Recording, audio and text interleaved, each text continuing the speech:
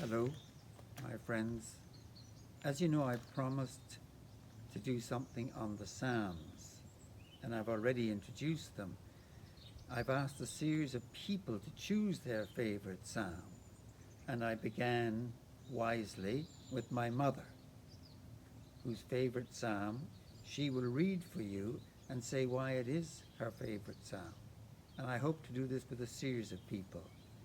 So, with no further delay, here is Jennifer Sleeman, my mother, now 91, with her favourite psalm and also her favourite prayer. I'm here in Clonakilty in my mum's kitchen, going to talk to her about her favourite psalm and also about death. We've just had a visit from the doctor, so as she says, it's not a bad starting point, perhaps. So, Mum, you've said that we're a death-phobic culture. We don't talk about it, or we're... Well, it's one thing we seem to keep under wraps all the time, and yet it's so inevitable.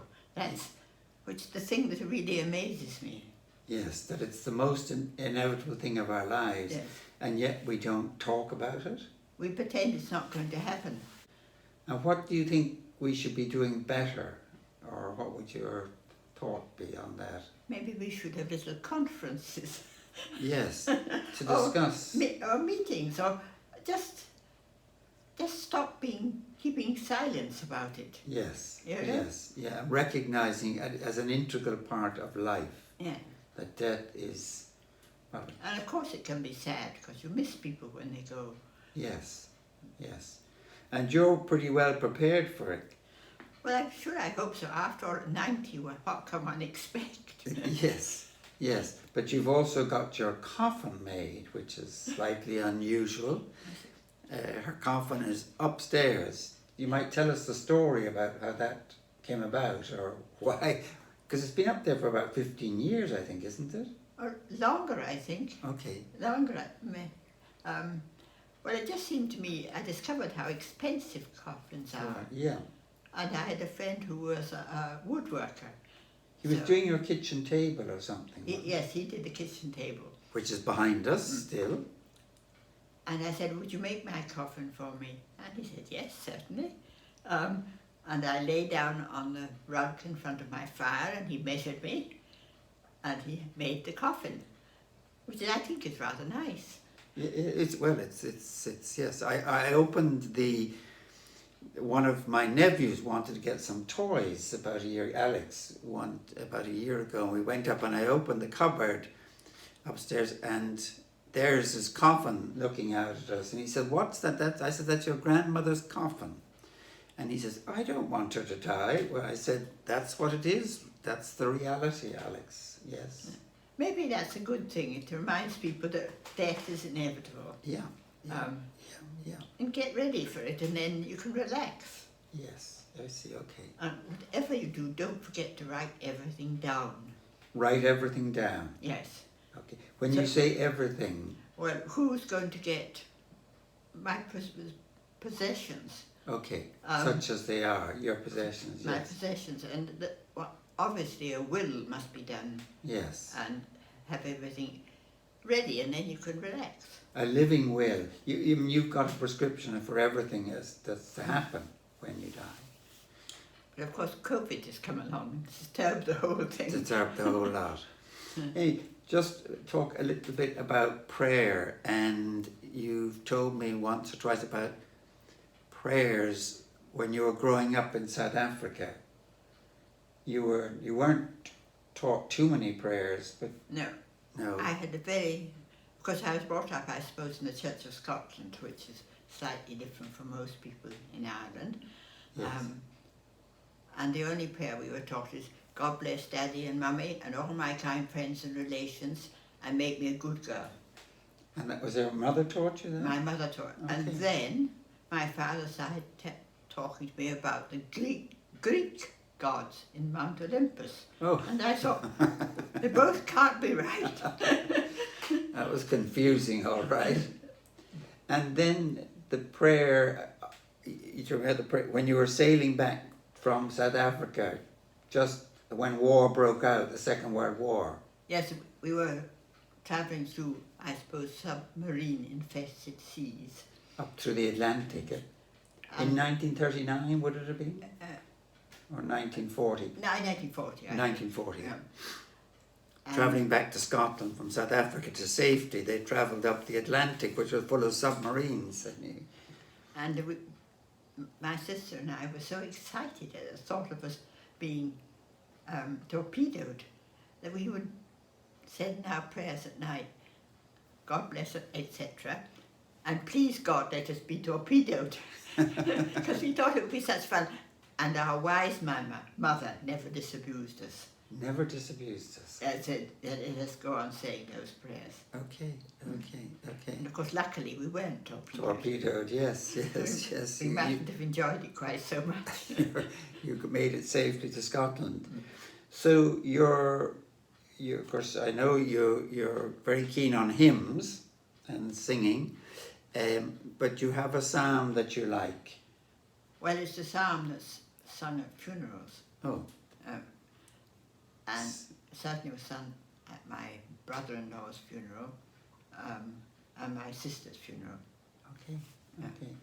And can you recite a part of that for us, or most of it? Most I'll of not stop me. No, off you go. No, that'd be great. The Lord's my shepherd, I shall not want. He makes me to lie down in green pastures. Okay, have you Pastures green he leadeth me, the quiet waters by. Goodness and mercy all my life shall surely follow me, and in God's house forevermore my dwelling place shall be. I missed out a bit in the middle, but that's lovely. That's lovely. Well, what's the thing in your nearly 91 years that you really feel has changed most in that time? In the world? Yeah. Because when I was a child, there were so few cars. So few cars, yes. And cars had running boards. Yes. Nobody knows what that is nowadays. Yes. I mean, that's a small thing, but yes, how life has changed. How life has changed. Because when you came to Ireland, it was a very different Ireland. Oh, completely. Yes, it was 1955 or 6, I think, yeah. And one of the things I really remember is old men had donkeys or ponies and carts, and they went out so happily every day. And now what do we do with our old men? We shut them in homes. Yes. And I isolate them. I think we've deteriorated in that sort of way. Yes. One of the main themes of this series of the Mindful Monk is on connection.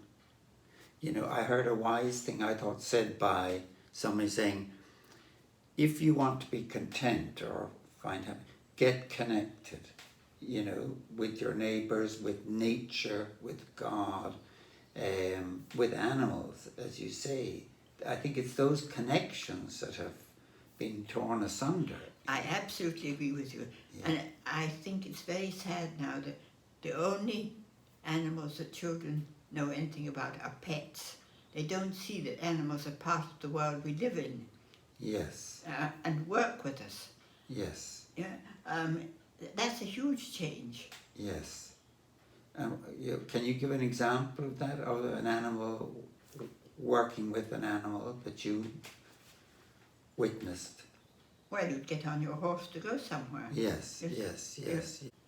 And what would you be proudest of, or a thing that you think that you achieved that was most satisfying? I mean, you've been involved in fair trade.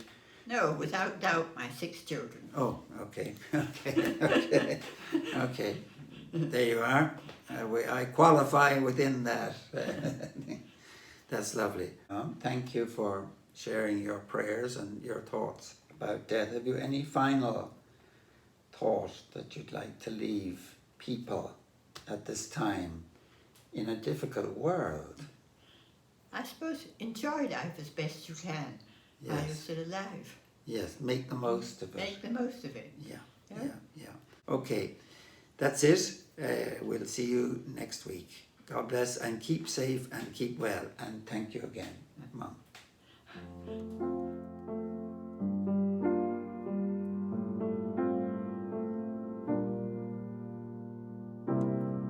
The Lord is my shepherd, I'll not want. He makes me down to lie in pastures green. He leadeth me the quiet waters by. My soul he doth restore again, and me to walk doth make within the paths of righteousness, e'en for his own name's sake. Yea, though I walk in death's dark vale, yet will I fear no ill, for thou art with me, and thy rod and staff my comfort still. My table thou hast finished me, in presence of my foes. My head thou dost with oil anoint, and my cup overflows. Goodness and mercy all my life shall surely follow me, and in God's house forevermore my dwelling place shall be.